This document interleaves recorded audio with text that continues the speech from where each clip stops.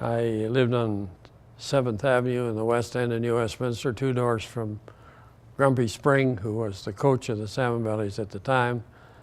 And I attended my first game in 1936 against Richmond. And the Salmonbellies won by away that night. And then I always had carried on my interest. When I was away during the war, I used to get my sister to send me all the write-ups on lacrosse. So when I came back after the war, the Salmonbellies and lacrosse was kind of at a bit of a downer at that time until they amalgamated the Salmonbellies and the Adnaks and called them the Commandos. Well, that didn't work. The Adnaks sat in one corner of the dressing room and the Salmonbellies sat in the other.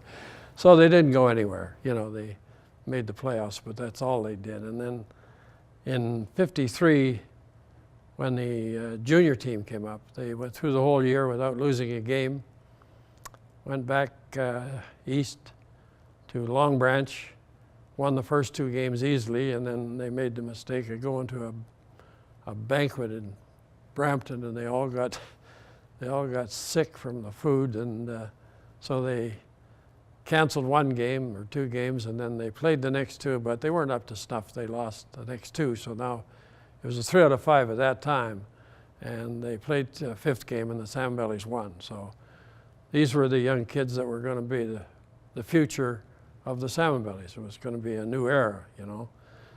So anyway, they started out in '54, and didn't win a lot of games. They were always leading. They played 4 periods at that time, and they'd be leading at the end of the 3rd period, and the veterans would take over, and they'd get beat. So anyway, they went through '54 and did a little better in '55 because some of the veterans came back, like Johnny Douglas played a few games for him, Bertie Houston. And then '56, they kind of dropped again. Talking to a friend of mine at the fire hall, I was working at the fire hall at that time, and he said, well, maybe we should go and see if we could help them out. And there was a meeting that night or the next night, I can't remember which. So I said, yeah, let's go. So I went, and he never showed up. So I said to them, it was in Wilf Hill's basement where we had the meeting, and Wilf was one of the directors of the team. And I said, oh, I'd just like to help out. So they made me the equipment manager. Well, before the year was out, I was running the team. There was just nobody there, you know. And it came down to the last game of the year, and we were playing Nanaimo in Queen's Park. And I'd brought up 3 kids from the P&E Indian team, Usselman, Carey, and Gimple. And we beat Nanaimo that night.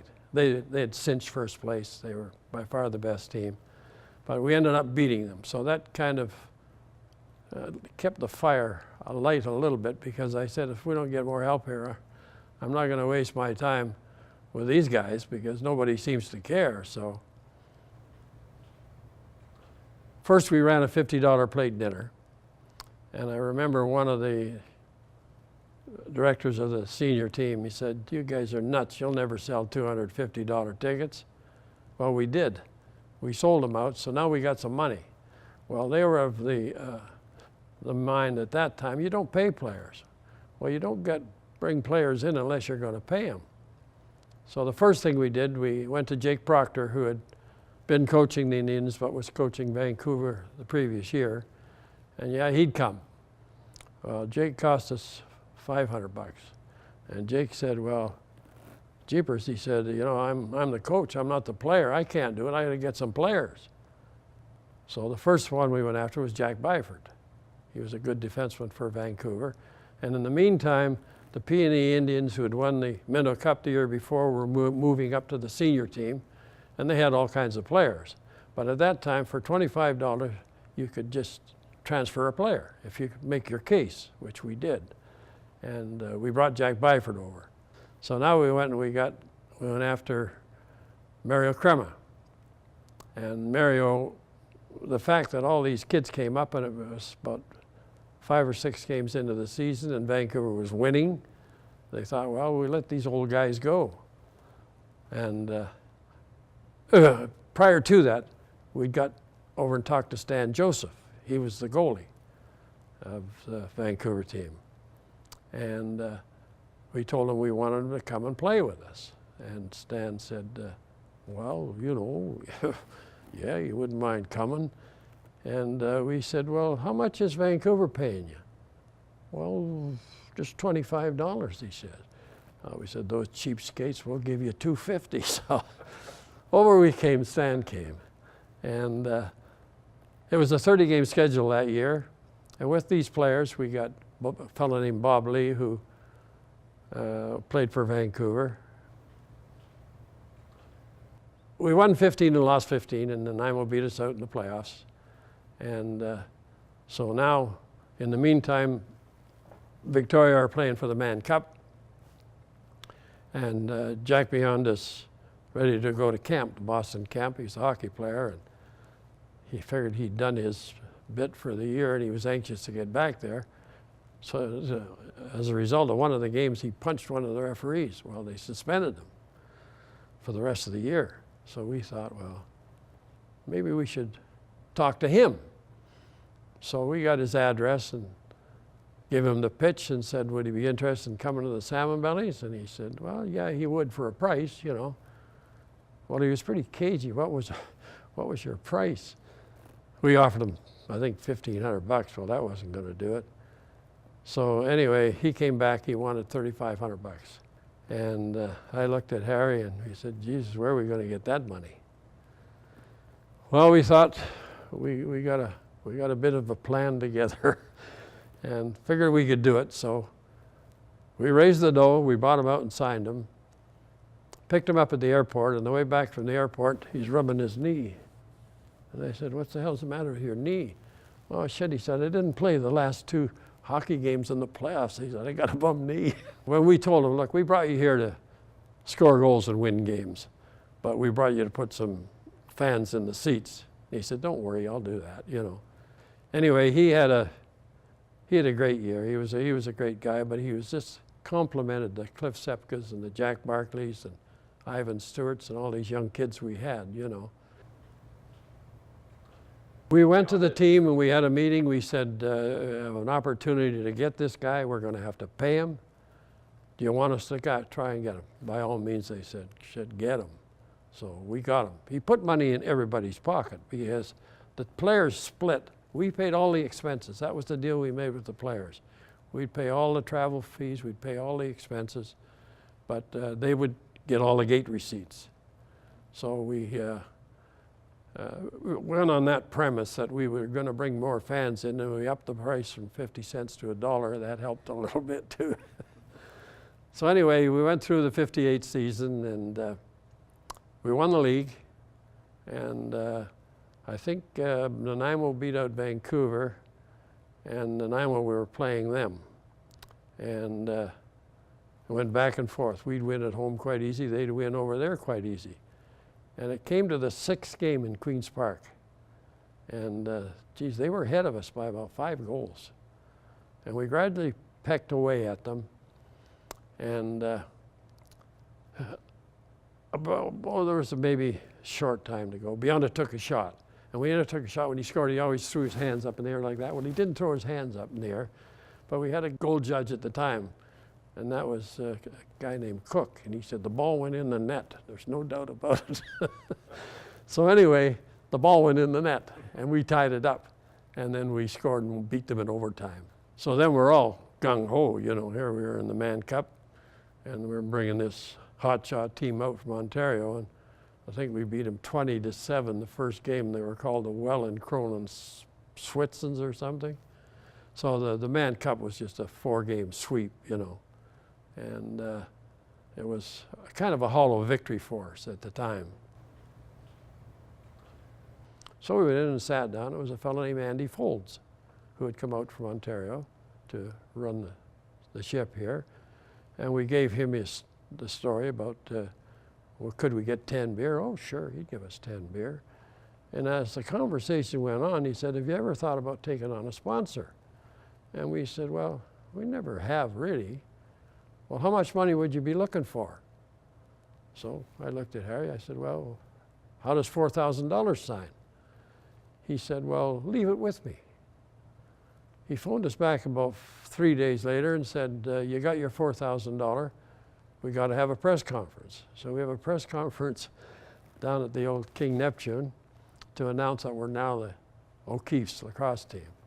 Well, you should have heard the foo-furrah that went on in town with that. As it turned out, there was so much negative about it. Andy phoned us up and said, look, keep the $4,000 and go back to the Salmonbellies. And we said, not a chance, because we knew that we'd get them next year and the year after. So we got him again in '59, and that was probably Jack Beyonda's best year. He scored 74 goals and had 70 assists. He got 144 points, and Cliff Sepka was the second highest scorer, and he had 74 points. So he doubled it. I mean, he was just so fantastic. Well, then Peterborough came out. Well, they had a fairly good team. You know, they had Bobby Allen, and they had Moose Wooten, but we whipped them 4 straight. But they were pretty good games, you know. They weren't really close, but they were a pretty good team, but we beat them rather handily. So anyway, now we got 2 Mann Cups under our belt. We always took the attitude, if you didn't want to play for the Salmonbellies, you can go. Jack Barkley came to us once, that he wanted more money than we were prepared to pay. And he said, well, I'll go play for Vancouver. And we said, well, go play for Vancouver. So we went over to Vancouver, one of their practices, and they didn't want him. They said they don't want him around. So he had to come back. So anyway, Beyonda played 1960 in Nanaimo. And he again won the scoring championship. They went back east that year, and they lost to the eastern team. Forget the name of their team was. They lost 4-1, and they had a good team, you know. They had a goalie named Fred Full in goal. Restmore Freddie, they called him, because he put so much gear on. He looked like a mattress, you know. And they went back, and when they got back there, Freddie was missing Nanaimo and missing his wife and missing all this, and he wasn't playing worth a damn. So they phoned me up and said, do you think you could get Les Norman back here? I said, well, I'll try. So I went and phoned Les up. Sure, he'd go. So he went back and played the last couple of games. It turned out they didn't win anyway, so the Eastern team won. So come '61, he played for Nanaimo again. They paid him $100 a game, and he had to come from Portland, drive up, take the ferry, and go across to Victoria. So they didn't do very well that year. And in '62, about halfway through the season, I was always friendly with him. We always talked on the phone and exchanged letters and what have you. And he said to me, you know, I wouldn't mind coming back and play for the Salmonbellies. And I said, well, you can forget the $5,000. For the last 10 games of the year, we'll give you $1,000. And he said, okay, that's fine. So he came back and played for us. And that was the year that we played Vancouver in the playoffs, and back and forth again. We went for the 7th game in Vancouver, and it was a tough game. You know, it was a very close game. We're winning 8-5 with about 5 minutes to go. And that goddamn Barbie Marsh fired 2 into the top corner. It's now 8-7. And Barber, I think, scored, and it's 8-all, you know. Now we're into overtime. But just before we went into overtime, when it was 8-all, we faced off, and Chisholm got the ball and ran down and goddamn near scored. Norman stopped him. So we went into overtime, and Beyonda got a penalty. Just at the last few seconds of the regular game, he got a penalty. So anyway, we're shorthanded, but we managed to shut them down. And about 6 or 7 minutes in, Beyonda, like, he was a great offensive player, but he said, I tried checking once and I didn't like it, you know. So that was the way he was. So he's hanging out, coming back, and Barkley intercepts the ball and feeds it to him, and he goes down and scores. Now, you had to play 10 minutes. So now we're up 9-8. And then Billy Jove goes down and fires one in. And then Ken Audie got another goal. We beat them 13-9. Wow. So that was the year that we went back east, and we picked up Bobby Allen and John Servey. We tried to get Bill Chisholm to come. Bill said, no, he was a Burrard. He wasn't going to play for no Salmonbelly team. So we went back there and we beat Brampton 4 straight. They had a new team every night. We said, as long as they're from the east, we don't care. You can put anybody on the floor. So anyway, we won the Mann Cup. 65, it was when the Coquitlam team came in. And Nanaimo wanted $2,000 for travel to come over to the mainland. And we said, no, we'll give you $1,000. No, they were going to want it $2,000. So they went out of the league. So now we got a 3-team league. We got to get another team. So anyway, a bunch of the old Adnacks, the 39 Adnacks, Johnny Douglas, Ralph Douglas, Bob Lee, all these guys got together. Tommy Gordon got them together, and they made a presentation. They wanted to put a team in called the Coquitlam Adnacks, but they didn't want to be a team that didn't win a game. They wanted some conditions. So we agreed we would give them 3 players off each team, Victoria, Vancouver, and ourselves. And we said, take any 3 players. Well, the first guy they went to was beyond it. But he was down in Portland at the time, so he was kind of ending his lacrosse career. He'd played a couple of games for us later on. But they took, off us, they took Barkley, Stewart, Mike Gates, who was a great player. So anyway, Vancouver said, no, you're not taking any 3 of ours. We'll tell you who you're going to take. Well, they signed Gimple up to be the playing coach, and they got Alec Carey to go.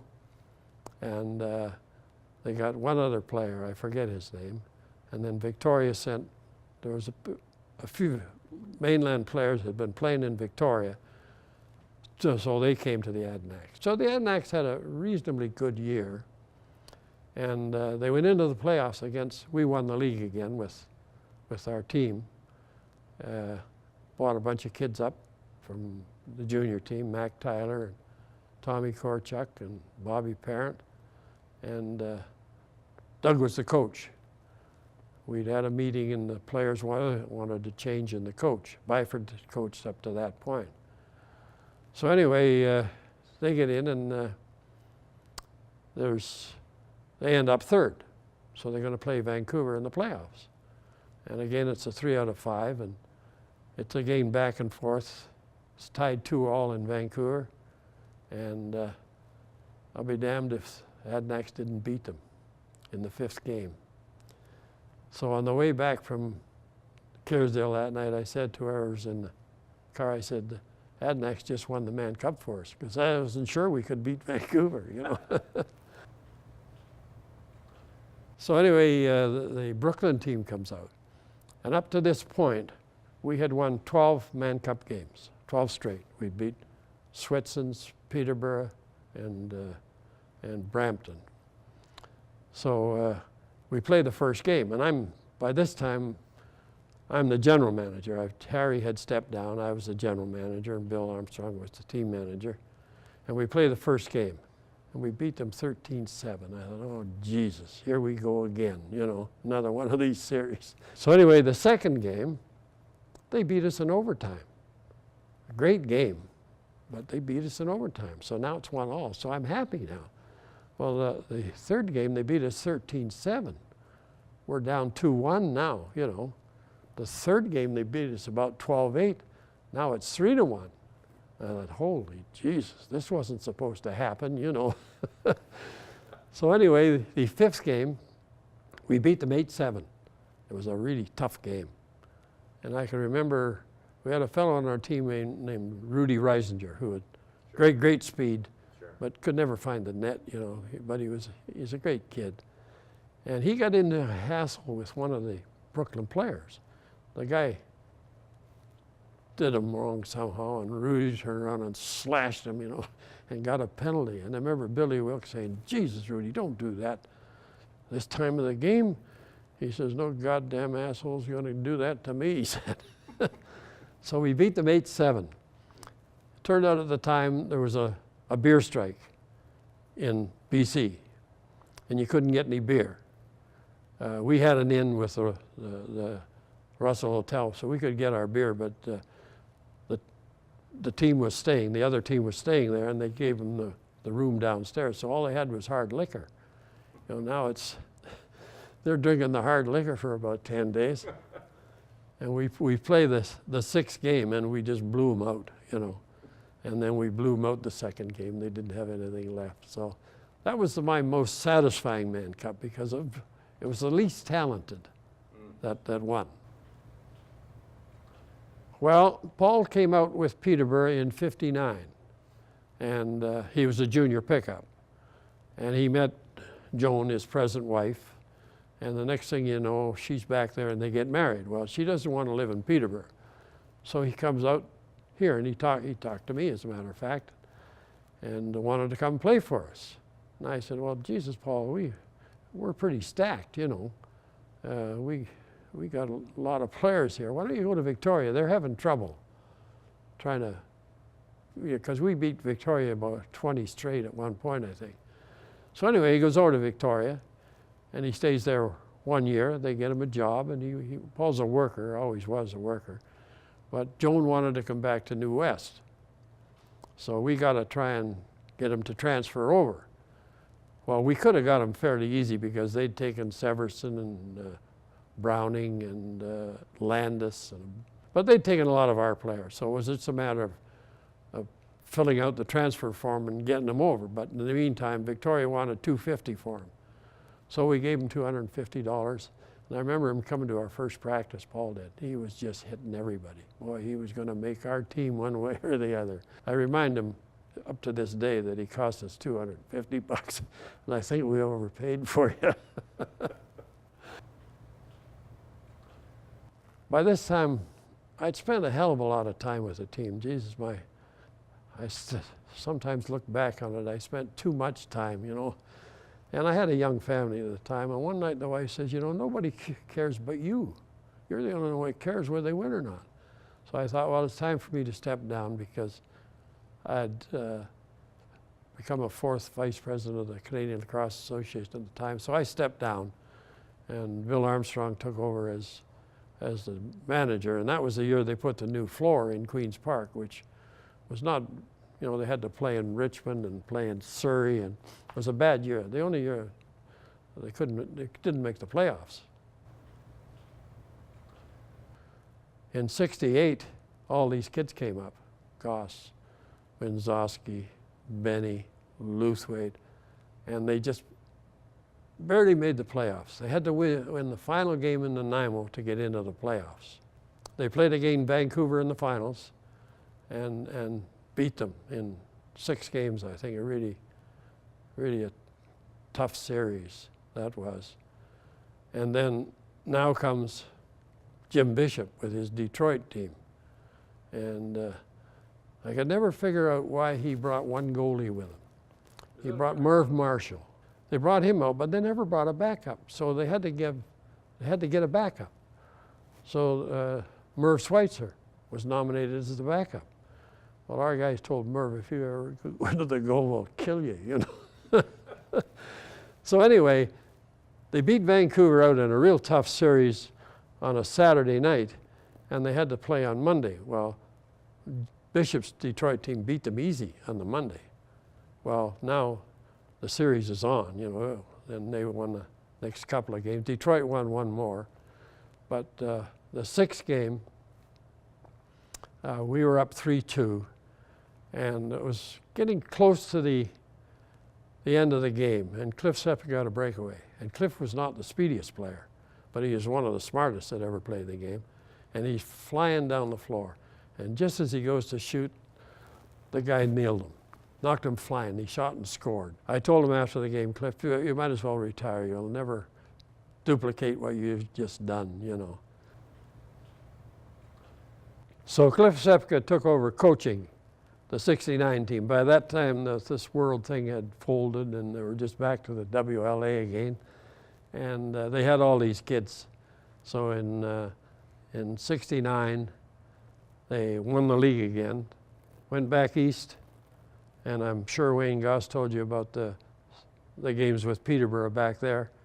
went to 7 games, and I think they're up 8-7 with a few minutes to go, and somebody chops Wayne for about, I don't know how many stitches. They ended up, Peterborough won anyway. And the Salmonbellies had by far the better team. So anyway, 1970 comes along, and they got all these guys again, and Peterborough's coming out here again, you know, to play. Well, the Salmonbellies wiped them 4 straight. They had a message they were going to send to them. And Peterborough had a good team. You know, they had Cy Coombs and Bobby Allen, all those guys. And 72, of course, Brampton is back out here. Well, you know what the Salmonbellies did to Brampton in 72. They took them 4 straight.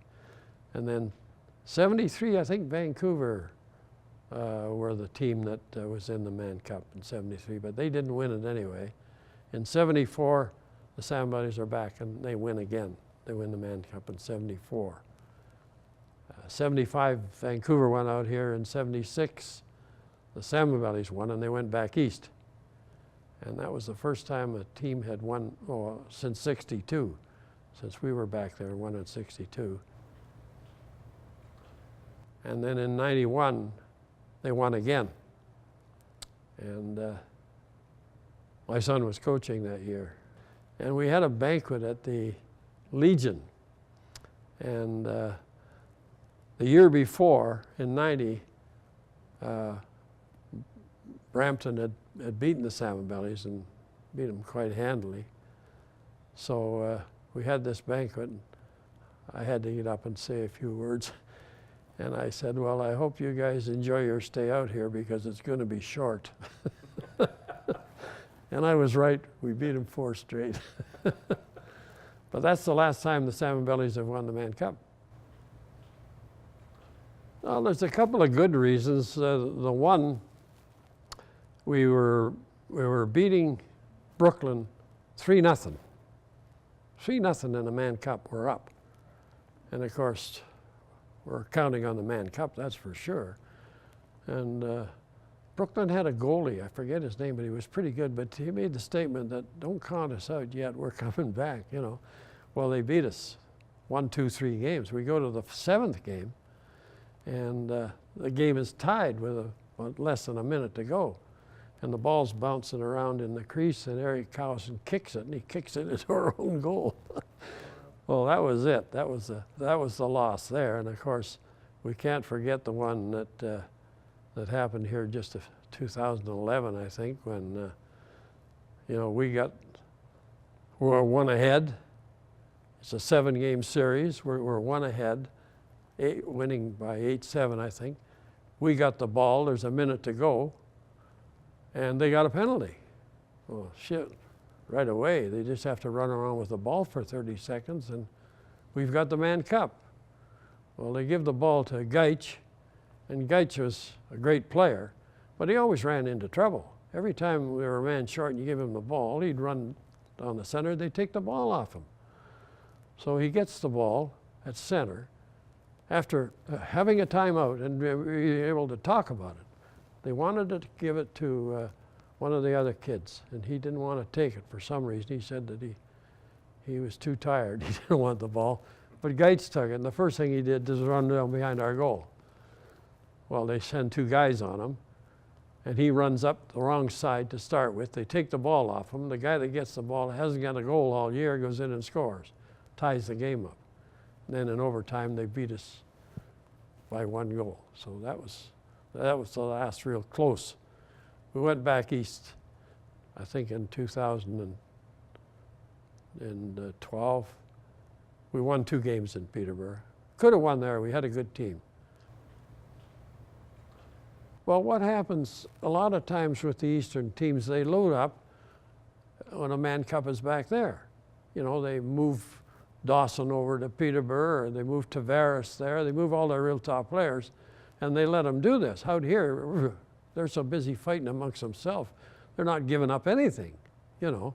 They should try and do that, like before the deadline, July the 1st, if a team sees they're not going anywhere, why not let their player go and let them come back the next year? Well, I guess at the time we thought it was a good idea. Westminster was a hotbed of lacrosse, you know, and maybe they didn't get very many other presentations. But anyway, they award it to us. We come back. They didn't do it right away. Now, where are we going to have it? Well, we got no place to have it. It ended up going into that historic house on Royal Avenue. That's where it started. So we started putting some pressure on the city that we had to have a decent place. So they eventually gave us the place over there by the swimming pool, which was good. And Tommy Gordon was the commissioner at the time, and he was the first chairman of the Hall of Fame. And Tommy, over the years, he kind of groomed me to take over his jobs, you know. So he hung around as the chairman for a few years, and then I took over. But then we started collecting all the stuff. And we never had any money, but we had a guy at the fire hall who could make nice cases, so he made us a bunch of cases. And we put his name up on the board telling him that he donated this, and we collected a bunch of stuff and got the things up with the bios of all the players. I personally like that. You know, I'm one of the ones, I don't agree with this Hall of Fame. I like the old one. We had a meeting and I said, well, I'm going to run for the first vice president. So I ran and I got elected, you know. So I did the first vice president for a year and then I ran for the president. Well, I ran against a guy named Eric Caruso from back east.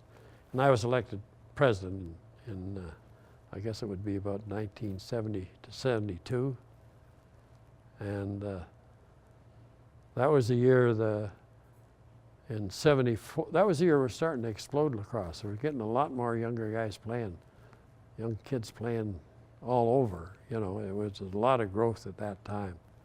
So I did my 2 years, then I stepped down, and then we took the team to Australia for the World Championship. And we worked the guys out here. We were the best conditioned team you ever seen when we got to Melbourne. And what happened was when we went there, we had to play a few exhibition games, and the Australian team would go and watch us. And we were box players, we were field players, and they were laughing at us. Look at these guys, you know. Well, we played Australia in the first game, and we got ahead about 5 goals on them. Then we just ran around with the ball. There was no 30-second rule. So we beat them handily. Well, the next game, by now our players are starting to go down a little bit. They're partying quite a bit. You know, you couldn't control them. You know, they were living in billets and everything. You know, they were all, oh geez, it was quite a scene. But anyway, next time we're playing the Americans, and they knew what they were doing. And shit, they beat us easy, you know. So then they beat Australia, and then the final game we were playing England. And by this team, our guys didn't have it at all. Even the Englishmen beat us. So that was the end of it. We were the worst conditioned team coming home. I tell you, the guys had a great party, but it wasn't a job for a manager. How the alumni came about, that's another story. Jack Bionda died, went in for the knee operations, and shit, he said, I'm not going to do one and then the other. I'm getting them both done at the same time, you know. Well, you know what happened. He got an embolism and died. So we're going to recognize him out here. So we put together a group. We're going to have a big memorial service at the Elks Club, and we got oh geez, there must have been 300 people there. And after it was over, we said, you know, it's a shame that this is the only time we meet. Maybe we should start an alumni. So we called a meeting. 30 guys turn up, alumni, you know, and we start putting things together. As things turn out, they gradually drop away. The alumni just drop away. And pretty soon there's only about 4 or 5 of us operating for a while. And so I took over as chairman. I took over from Fred Sparks, who was a school teacher in town here. He did a good job and kept the thing together. Then we thought we were going to have a golf tournament to raise some money. So we started our golf tournament out at Poppy Estates, and we're going to have our 16th one this year. And we've managed to raise a fair few dollars, you know, and it's always successful. Everybody enjoys themselves. We give away 5 scholarships every year. We help out players who maybe down on their luck a little bit. We've helped out a few of the players, give them money. Travel, we help out all the minors. If it's out of province travel, we pick up the tab for that. So it's a good organization, and you're not meeting every week. You know, we meet 3 times a year. It's the golf club is the main thing, and then it's distributing the money, which there's 3 of us distribute it, and we just get together and say, yeah, we can give $500 without calling a meeting. So that's what we do. Just that Jesus, every time we go to our wind-up banquets, I say, look, I'm not going to be around forever. We got to win another Mann Cup. And I think that this coming year, we maybe have a good chance. I mean, we got the Salmonbelly Warriors playing in Vancouver. I think there's 7 of them off our team. And they're all offensive players. Jordan McBride, Keegan Ball, he's coming back this year. There's a whole raft of them anyway. And we're going to be chasing Crowley again, so hopefully this would be the year. I would like it to be the year, but you know, I got 3 jobs I do. I sell program ads, I sell dinner tickets, and I sell sweater sponsors. And that's what I do. And I say, look, I'm not doing anything else. You guys can run the rest of it. So, you know, here I am, what, 90, going on 93, and I'm still doing it. They say, well, don't you think it's about time you quit? And I said, well, it keeps me alive. You know, I enjoy doing it. I've tried to pass some of my programs over to Carol Goss one year, and she went around and they all said, well, where's Jack? You know, so I took them back again next year.